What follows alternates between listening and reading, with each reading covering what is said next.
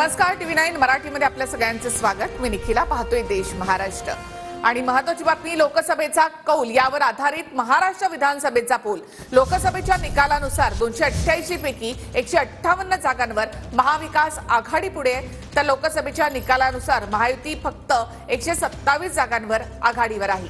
भाजपच्या 105 पैकी 42 आमदारांच्या विधानसभेत महाविकास आघाडीला लीड मिळालेला आहे, तर शिंदेच्या 40 पैकी 17 आमदारांच्या भागातून महाविकास आघाडीला मताधिक्य मिळाले, तर अजितदादांच्या 40 पैकी 25 आमदारांच्या विधानसभेत महायुती पिछाडीवर आहे। लोकसभेमध्ये महायुतीच्या विद्यमान 84 आमदारांच्या विधानसभेत महाविकास आघाडी पुढे आहे।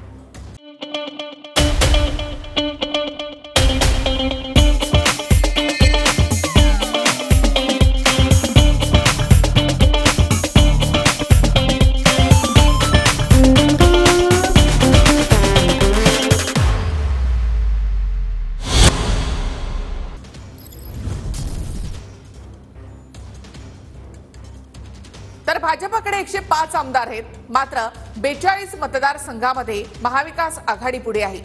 शिवसेनेचे 40 आमदार आहेत, मात्र यामध्ये 14 मतदारसंघात महाविकास आघाडी पुढे आहे, तर राष्ट्रवादी म्हणजे अजित पवारांच्या राष्ट्रवादीचे 40 आमदार आपण पकडले तर 25 मतदारसंघामध्ये महाविकास आघाडी पुढे आहे। तर महाविकास आघाडीचे एकूण आमदार आणि मतदारसंघ आघाडी आपण पाहूया, तर ठाकरे गटाचे 15 आमदार आहेत आणि त्यांचे 30 विधानसभेमध्ये त्यांना लीड मिळालेला आहे, म्हणजे 15चा फायदा त्यांना झाला। तर काँग्रेसचे 45 आमदार आहेत, 72 विधानसभेमध्ये त्यांना लीड मिळालेला आहे, म्हणजे 27चा फायदा त्यांना झाला। तर राष्ट्रवादी म्हणजे शरद पवार गटाचे 12 आमदार आहेत आणि 52 ठिकाणी त्यांना विधानसभेत लीड मिळालेला आहे, म्हणजे त्यांना +40 म्हणजे 40चा फायदा त्यांना या ठिकाणी झालाय। देखिए, उनका काम है अफवाह से गर्मी बढ़ाना और हमारा काम है माहौल को ठंडा रखना। हमारा नेता कैसा हो जो माहौल को रखे ठंडा वैसा हो। अब की बार वी गॉट एयर कूलर का चमत्कार। संभाजीनगर जिल्ह्याचे नवनिर्वाचित खासदार संदीपान भुमरे यांनी जरांगेंच्या भेटीसाठी ते पोहोचलेत। सलग 4थ्या दिवशी मनोज जरांगे यांचं उपोषण सुरू आहे। संदीपान भुमरेंकडून मनोज जरांगे यांच्या प्रकृतीची विचारपूस करण्यात आली आहे। सगळे सोयऱ्यांची अंमलबजावणी करून कायद्यामध्ये रूपांतरित करा अशी मागणी जरांगे पाटलांनी केली आहे। भाइयों बहनों, उनके राज में पावर रहे अनस्टेबल और हम रखे सब स्मूथ और स्टेबल।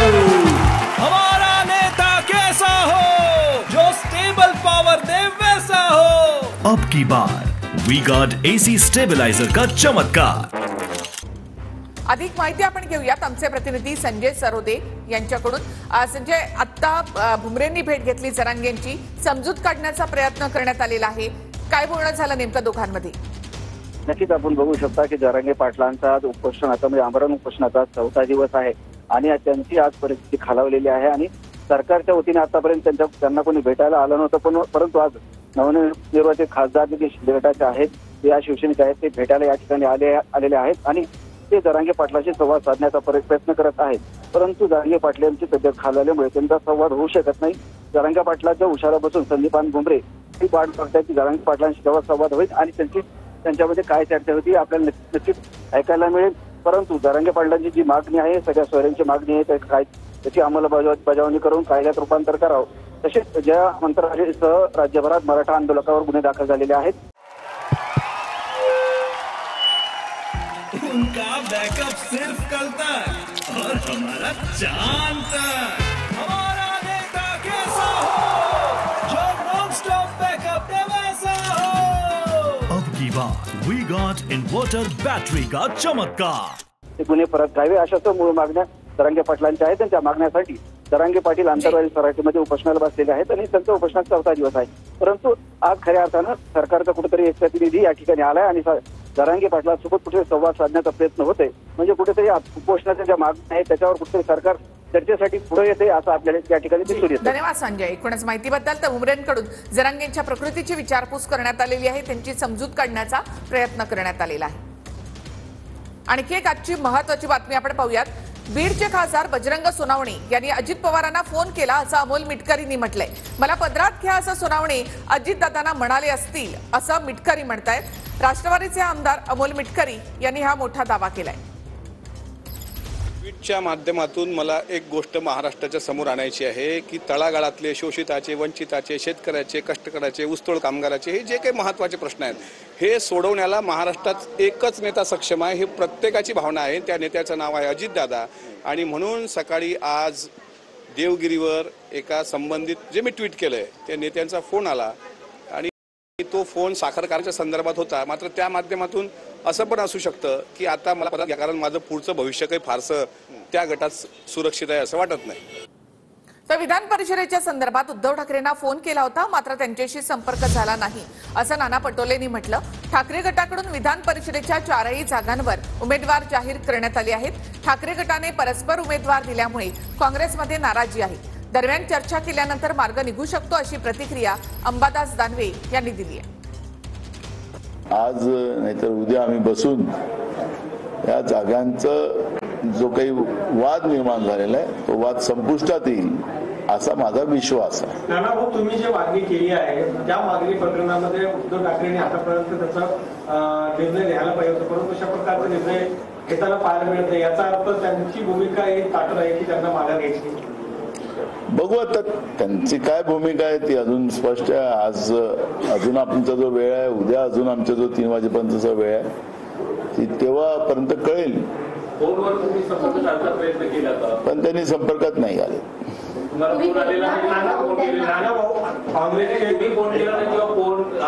नाही, मी स्वतः सकाळी त्यांच्या मातोश्रीवर फोन लावलेला होता पण अजूनपर्यंत संपर्क झालेला नाही. शिवसेनेनं या 4ही मतदारसंघात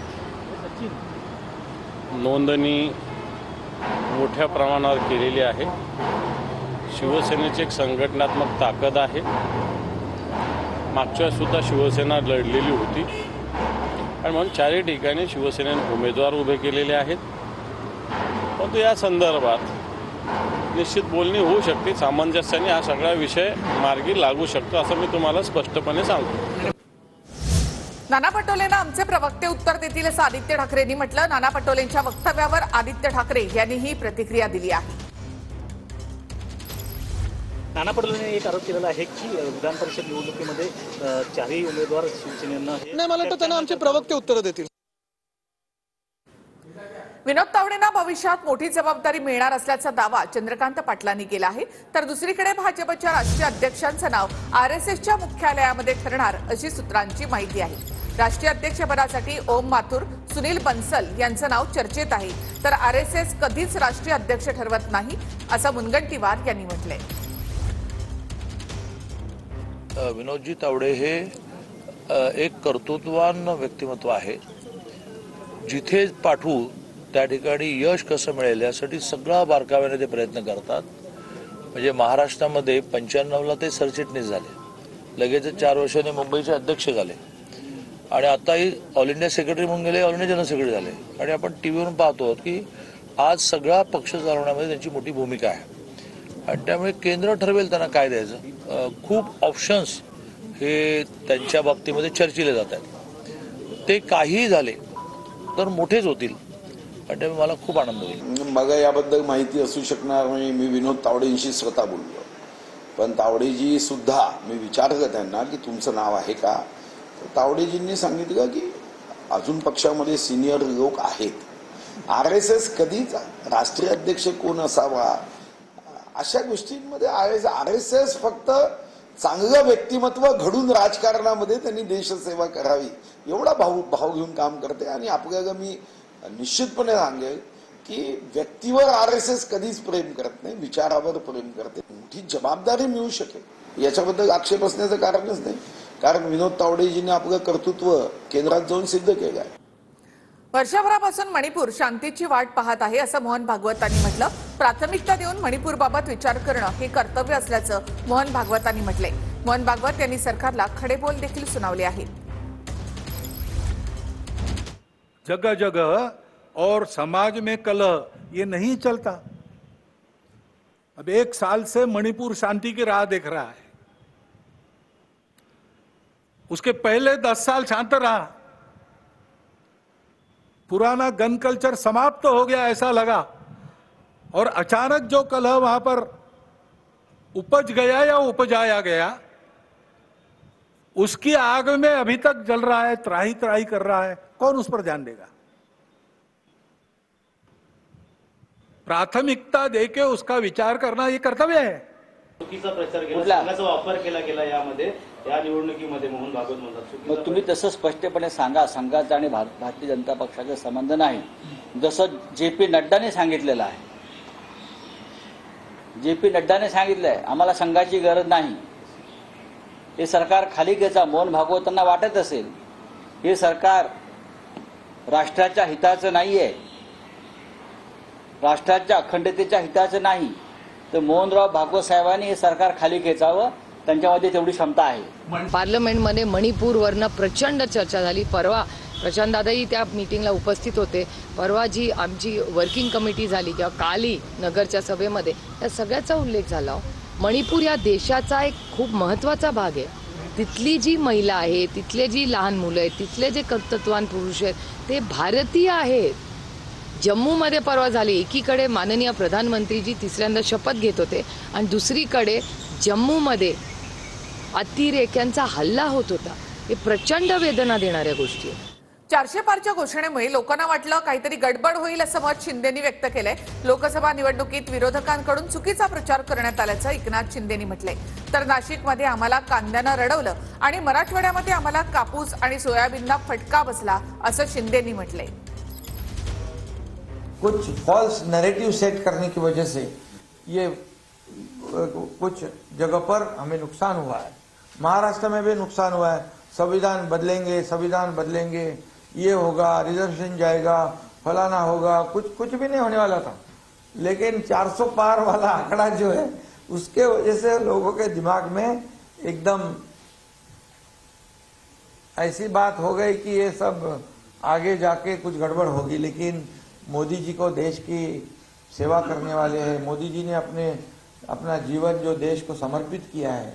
ये अभी चुनाव में थोड़ा हमको तकलीफ हो गई, ये प्याज की वजह से नासिक की तरफ में प्याज ने रुला दिया, और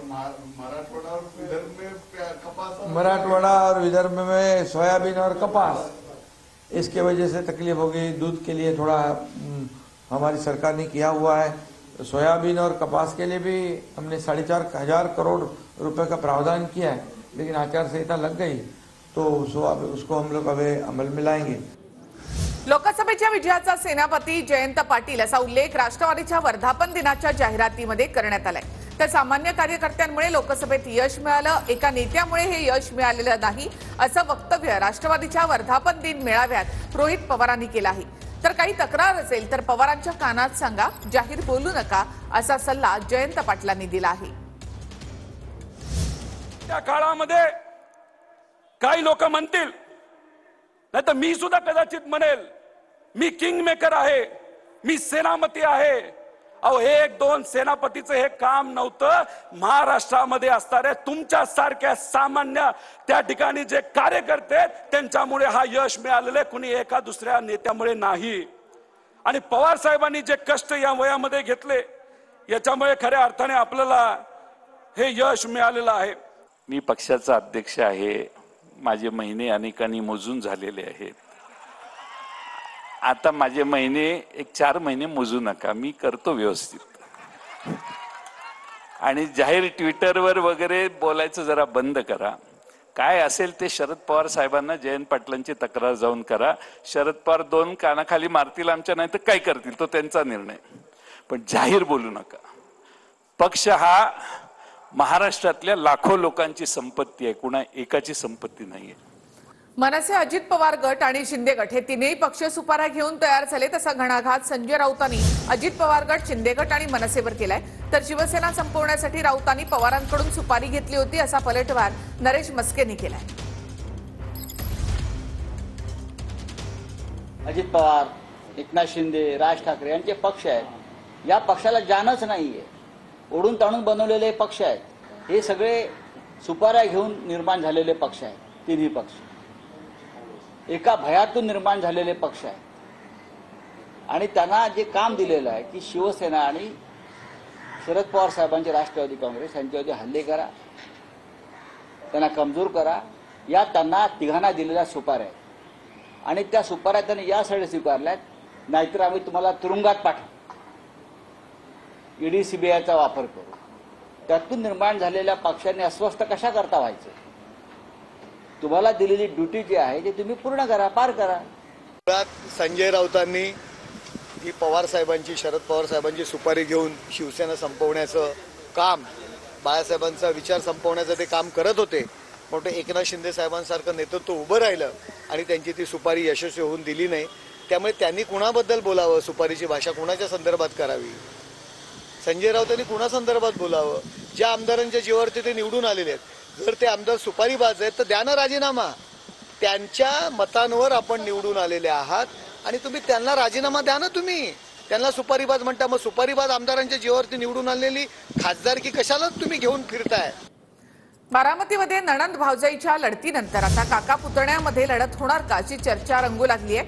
कारण आम्हाला बारामतीचा दादा बदलायचा आहे अशी मागणी कार्यकर्त्यांनी शरद पवार यांच्या समोर केली. युगेंद्र पवार यांना बारामती विधानसभेची उमेदवारी द्या अशी मागणी कार्यकर्त्यांनी केली आहे.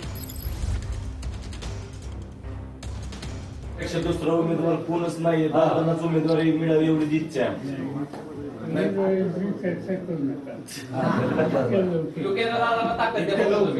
तुम्ही ताकद द्या, आम्ही सगळे त्यांच्या बरोबर पाठीशी आहे. आमचं दादांवर लक्ष आहे, फक्त तुमचं दादांवर लक्ष ठेवा. कारण आम्हाला आता दादा बदलायचा आहे, शांत दादा आणायचं आम्हाला. शरद पवार यांच्यासोबत युगेंद्र पवार हे बारामतीचा दुष्काळी दौरा करणार आहेत. उद्यापासून बारामती लोकसभा मतदारसंघात पवारांचा दुष्काळी दौरा सुरू होत आहे आणि पवारांसोबत यावेळेला युगेंद्र पवार देखील असणार आहेत. ते बारामतीचा दुष्काळी दौरा करतील. मोदींचं समर्थकांना आवाहन, सोशल मीडियावरून मोदी का परिवार हटवा असं मोदींनी आता म्हटलेलं आहे. भाजप नेत्यांनी सोशल मीडियावर नावासमोर मोदी का परिवार असं लिहिलं आहे. मोदी का परिवार लिहिल्याचा निवडणुकीमध्ये फायदा झाला असं मोदी म्हणाले.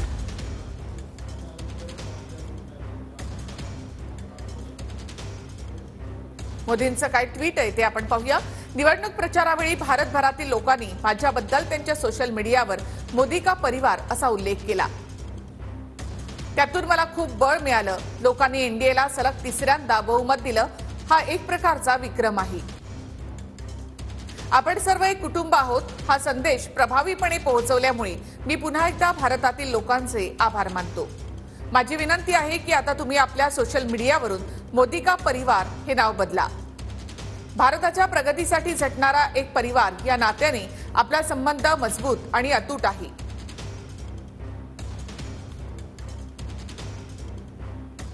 आणि आता महत्त्वाच्या बातम्या आपण पाहूया. 14 जूनला दुपारी महाराष्ट्र भाजपची महत्त्वपूर्ण बैठक. देवेंद्र फडणवीस, चंद्रशेखर बावनकुळे, आशिष शेलार यांच्या नेतृत्वामध्ये बैठक. विधानसभा निवडणुकीच्या तयारी संदर्भात रणनीतीची बैठकीमध्ये चर्चा होण्याची शक्यता. सहकार मंत्री अमित शहा महाराष्ट्राच्या सहकार विभागाचा आढावा घेणार. शहांनी 14 जूनला राजधानी दिल्लीमध्ये बैठक बोलावली. महाराष्ट्रातील सहकार अडचणीत आणि समस्या यावर बैठकीमध्ये चर्चा. मुरलीधर मोहोळ उपस्थित राहणार.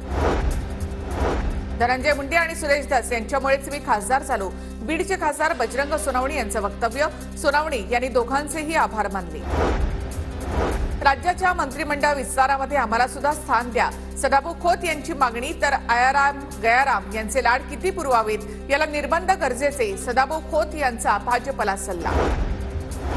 सुनेत्रा पवारांना राज्यसभेवर पाठवण्याची काटेवाडीमधील सरपंच आणि ग्रामस्थांची मागणी. काटेवाडीमधील कार्यकर्ते सह्यांची मोहीम राबवून अजित पवारांना पत्र देणार. सुनेत्रा पवारांना राज्यसभा देणं हा त्यांचा अंतर्गत विषय. सुप्रिया सुळे यांची प्रतिक्रिया. काटेवाडीमधील ग्रामस्थांची सुनेत्रा पवारांना राज्यसभेवर पाठवण्याची मागणी.